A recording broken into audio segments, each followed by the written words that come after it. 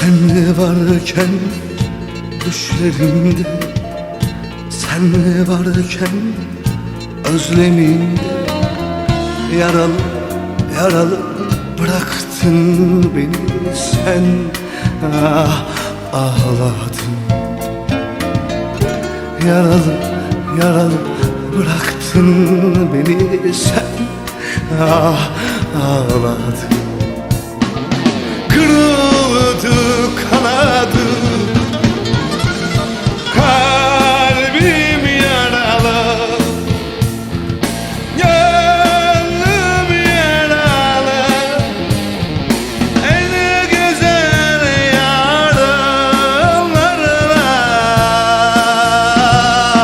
sen açtın aramı. En güzel yarınlarla sen açtın aramı.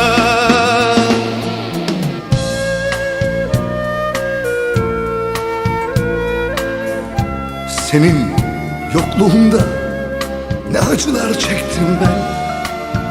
Gözlerimde çiğ damlası, gözlerimde umut haresi. Hani bir gün sen de gelir de seversin diye bırakıp gittiğin günden beri yaralı kalbimle öylesine seni beklemekteyim. Hani bir gün olsun sen de gelir de bir gün olsun beni seversin